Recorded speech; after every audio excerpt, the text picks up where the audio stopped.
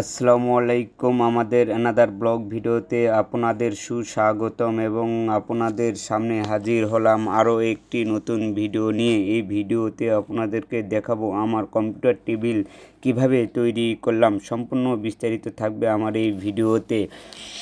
তো অনেক পার্টেক্স দেখার পরে আমার এই কালার এবং এই নকশার যে পার্টেক্সটা এটাই আমার পছন্দ হলো। তাহলে মামাদেরকে বললাম, মামা এটা দিয়ে আমাকে একটি সুন্দর করে ভালো যত্ন সহকারে কম্পিউটার টেবিল তৈরি করে দেন। তো মামারা বললো, আচ্ছা ঠিক আছে, তোমার যেটা পছন্দ সেটা দিয়ে তৈরি করে দেব। মামারা কাটিং ফাটিং শুরু করে দিয়েছে। সম্পূর্ণর পরে দেখা যাচ্ছে যে সাইডের যে ক্লিপটা লাগানোর জন্য আঠা লাগানো হচ্ছিল। তো আঠা লাগাচ্ছিলো আর মামা বলতেছিল কি কালার দিলে ভালো হবে বা কেমন লাগবে। তো বললাম ঠিক আছে মামা, কোনটা লাগবে আপনারাই ভালো জানেন বলে নাগেল দিল কালো কালার। এবং কালো কালার সেই স্টিকার লাগানো সম্পূর্ণর পরে সাইডের সেই কাটিং দিয়ে ফিটিং করে দিচ্ছিল এবং সাইডের সেই একটু করে বাতিটুকু কেটে ডোলে ফিনিশিং দিচ্ছিল, যেন কারোর সাথে না বাঁধে বা না ওঠে বা কোনো ধার যেন সাইডে না থাকে। এবং সেটা সম্পূর্ণর পরে আমার হেল্পার মামাকে বলল যে তুমি সেটিং শুরু করে দাও। তো মামা সুন্দরভাবে সেই স্ক্রুপগুলো দিয়ে লাগিয়ে দিচ্ছিল যত্ন সহকারে। এবং মামাকে বললাম ঠিক আছে মামা, একটু বেশি বেশি করে ঘন করে ক্লিপ মারবে, তাহলে যেন একটু হাড়ি মজবুত হয়। তো মিস্ত্রি মামা বলছে আচ্ছা ঠিক আছে, তুমি যেটা চাবে সেটাই হবে। খুব ভালো যত্ন সহকারে ক্লিপ লাগাচ্ছে এবং দেখতেই পাচ্ছেন আমার টেবিল অনেকটাই সম্পূর্ণর দিকেই। তো এখন যে সব কিছুতেই আপনাদের ওই স্টিকার লাগানো হয়ে গেছে ধারের, কিন্তু উপরের ছাদ যেটা হবে সেটার হয়তো মাপ নিচ্ছিল, নিয়ে লাগানোর পরেই মিস্ত্রি মামা বললো পরেই ভালো হবে। আচ্ছা ঠিক আছে মামা, আপনারা যেটা বোঝেন সেটাই। মামা তো ভিডিওর সামনে আসবেই না, খুব শরম পাচ্ছিল, খুব লাজুক। তো বললাম কোনো সমস্যা নেই, ভাইরাল করে দিব। আমার সহধর্মিণী চারিদিকে ঘুরে ঘুরে দেখছিল যে টেবিলটা কেমন লাগছিল বা সৌন্দর্য লাগছিল কি না। লাগার পরে সে ভর দিয়ে দেখছিল যে আসলে এই টেবিলটা হাড়ি হয়েছে কি না। তো বললাম ঠিক আছে, তুমি সম্পূর্ণ চাপ দিয়ে দেখো হাড়ি হয়েছে কি না। হওয়ার পরে মামারা অনেকটা এই কাজ সম্পূর্ণর দিকেই নিয়ে চলে এসেছে এবং সাইডে ফিনিশিং দিচ্ছিল যে কোনো জায়গাতে কোনো সমস্যা আছে কি না বা কোনো জায়গাতে কোনো বাটাল দিয়ে কাটতে হবে কি না। বললাম ঠিক আছে মামা, আপনাদের মতো আপনারা কাজ করেন এবং একটি ভিডিও হবে, ভিডিওতে সবাই দেখবে এবং আসবে। আপনাদেরকে যদি কারো টেবিল লাগে চলে আসবেন নলডাঙ্গা উপজেলার রোড নাটোরে বিসমিল্লাহ ফার্নিচারে। এবং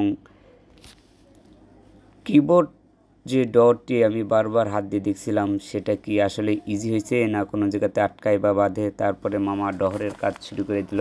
আমার টেবিলে একটি ডর দিয়েই নিলাম, কারণ দুটো ডর নিলে বলে নাকি হবে না। তারপরে বললাম যে মামা আমাকে একটি পাদানি তৈরি করে দিতে হবে। করছে মামা এটা তো আমরা দিই না। তারপরে দেখাচ্ছি, দেখেন কত সুন্দর একটি নকশাই পার্টেক্স বোর্ডের উপরে। আবার কেমন লাগছে আপনারা হয়তো কমেন্টে জানাবেন কেমন লাগলো। এবং মিস্ত্রি মামা দেখতেছি যে তেল দিচ্ছে। আমি বললাম শীতের দিন বলে তেল দেওয়া লাগতেছে কি না। করছে না, শীতের জন্য না, যে আঠাগুলো লেখা আছে আঠাগুলো উঠো দেওয়ার জন্যই তেল দিয়ে ডলে দিলে আঠাগুলো উঠে যাবে এবং সৌন্দর্যটা ভালো লাগবে। আসলেই তেল দিয়ে ডলার পরে সৌন্দর্যগুলো ভালো। এবং সম্পূর্ণ শেষে ভ্যানালা মামাকে ডেকে এনে গাড়িতে উঠিয়ে দিলাম যে বাসায় নিয়ে নামিয়ে দিতে হবে। বান্দার পরে মিস্ত্রি মামা বললো না, এভাবে নিলে হবে না, হয়তো খাম হতে পারে বা রং বা সাইড ভেঙে বা চটা ধরে উঠে যেতে পারে। তো কী করা যায়? তো বললো নিচে ফর্ম দিতে হবে। তো ফর্ম নিয়ে এসে দিল। মিস্ত্রি মামা খুব সুন্দরভাবে বেঁধে নিচ্ছিল। নিয়ে এখন সেই টেবিলের দাম দেওয়ার পালা। তে দাম দিতে মনে হলো যে কি মেমো নিতে হবে।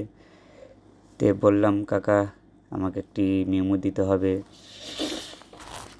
সেই মেমোতেই লেখালেখি করছিল আর আমি এদিকে হাতাহাতি করছিলাম যে আমার মানিব্যাগে টাকা সম্পূর্ণ আছে কি না। না, টাকা যে মাপের দাম রাখছে বা খুব রিজনেবল একটি প্রাইস রাখছে, কোনো সমস্যা হয় নাই। কাকা যেন কি কি লিখতেছে এত বুঝতেই পারি না। তো পরে দেখলাম যে না, টেবিলের নাম, কত পিস, কত টাকার দাম, পরিশোধ, এই সব কিছুই লেখালেখি করছিল। এই কাকা এখানের ওনার, এই বিসমিল্লাহ ফার্নিচারের। তো কাকাকে টাকা দিয়ে মেমো নিলাম। মেমো দেখে সুন্দর দাম রাখার পরে আমি হ্যান্ডশেক করে চলে আসলাম যে কাকা দেখা হবে। তো আমার টেবিলটা অবশেষে চলে আসলো আমার বাড়ির উঠানে। তো ভ্যানওয়ালা মামা দড়িগুলো আবার যত্ন সহকারে ভালো করে